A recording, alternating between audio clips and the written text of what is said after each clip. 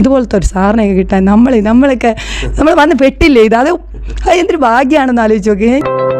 അത്യധികമായ സന്തോഷത്തോടു കൂടിയാണ് ഇന്ന് ഞാൻ നിങ്ങളെ അഭിസംബോധന ചെയ്യുന്നത്. വർഷങ്ങൾക്ക് മുമ്പ് ഒരു പെൺകുട്ടി അഡ്മിഷൻ എടുക്കാനായിട്ട് എൻ്റെ വീട്ടിൽ വന്നു. കഠിനമായ പ്രയത്നം, തീവ്രമായ ആഗ്രഹം, ഒരു ഇഞ്ച് പോലും പുറകോട്ട് പോകാത്ത പ്രകൃതം.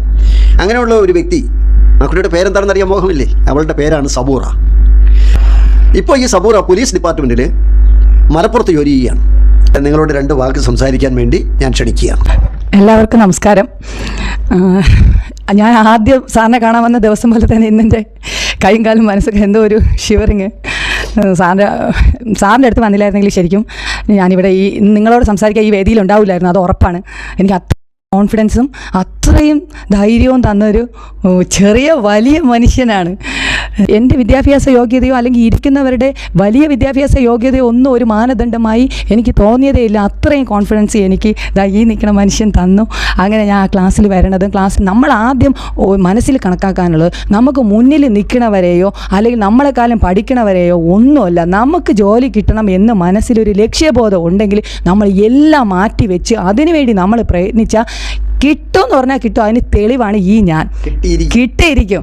അതിന് പ്രൂവ്ഡാണ് ഇവിടെ നിന്ന് പോയ എല്ലാ ഗവൺമെൻറ് ഉദ്യോഗസ്ഥരും എന്നുള്ളതാണ് വാസ്തവം. ഇവിടെ ഓരോ അഡ്വൈസ് കൊണ്ടുവരുന്നതുമാണ് ആൾക്കാർ കൊണ്ടുവരാനാണ് പഠിക്കണം നമുക്ക് ഭയങ്കര പ്രചോദനമായിട്ടുള്ളത്. ഞാൻ ഇവിടെ നിങ്ങൾക്കറിയാമല്ലോ, ഇവിടെ വലിയൊരു ബുക്കുണ്ട്. അതിൻ്റെ ബാക്കിൽ ഓരോ വർഷവും ജോലി കിട്ടിയവരുടെ ഫോട്ടോയും പേരും അടിയിൽ വരും. ഞാൻ സാറിനോട് പോയി ഒരു മാസം സാറിൻ്റെ ചോദിക്കുക, എൻ്റെ ഫോട്ടോ ഇവിടെ എന്ന് വരും സാറേ, എൻ്റെ ഫോട്ടോ ഇവിടെ വരുമോ സാറ്? നീ പഠിക്കടി, വരും, വന്നിരിക്കുമെന്ന്. സത്യത്തിൽ നമ്മളെ എക്സാമും കഴിഞ്ഞ് അഡ്വൈസും വന്നപ്പോൾ അടുത്ത ബുക്കിൽ നമ്മളെ ഫോട്ടോ ഒന്ന് ആലോചിച്ച് നോക്കുക. നമ്മൾ സ്വപ്നം കണ്ടതുപോലെ ആ രീതിയിൽ വന്നു.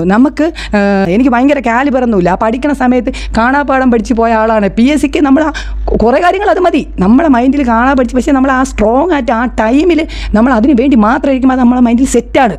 ഓരോ എക്സാം എഴുതുമ്പോഴും പുതിയത് എഴുതാനുള്ള ത്വര നമുക്ക് ഉണ്ടാവുമെങ്കിൽ നമുക്ക് ജോലി കിട്ടിയിരിക്കും, ഉറപ്പാണ്.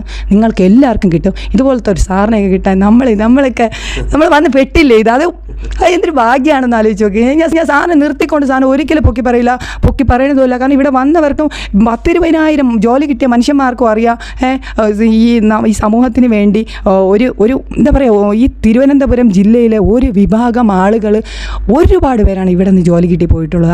അതിൻ്റെ പിന്നിൽ ഈ ഫ്രീ ആയിട്ട് ആൾക്കാരെ പഠിപ്പിക്കാനും സാമൂഹ്യ പ്രവർത്തനങ്ങൾ ഇടപെടാനുള്ള സാറിൻ്റെ മനസ്സും അതിനുവേണ്ടി ദൈവം തമ്പുരാൻ നിയോഗിച്ചതാണ് എന്ന് തന്നെ പറയാം. അങ്ങനെയാണ് സാറിൻ്റെ ആത്മാർത്ഥത. അത് വന്ന് ഇരുന്നവർക്കേ അറിയുള്ളൂ. ഇപ്പോഴും അത് ആലോചിക്കുമ്പോൾ ഞാൻ വീട്ടിലും എൻ്റെ മക്കളടുത്ത് എൻ്റെ കുടുംബക്കാരടുത്തൊക്കെ ഇങ്ങനെ സംസാരിക്കുമ്പോൾ എനിക്ക് കണ്ണു നിറയണ ആകെ ഒരാളാണ് നിൽക്കുന്നത്. സാറില്ലായിരുന്നെങ്കിൽ എനിക്കിത് ഒരിക്കലും ഇവിടെ ഞാൻ വരില്ലായിരുന്നു. അത് 100% സത്യമാണ്. നിങ്ങൾ സാറിൻ്റെ ക്ലാസ് കണ്ടാൽ മാത്രം മതി. ഇവിടെ വരണവർ വന്നും പഠിക്കുക, ഫോളോ അപ്പ് ചെയ്യുക. ലക്ഷ്യം നമ്മളിത് മാത്രമാണ്. അതിനുള്ള മാർഗ്ഗങ്ങളും നമ്മൾ തന്നെ കണ്ടുപിടിക്കുക.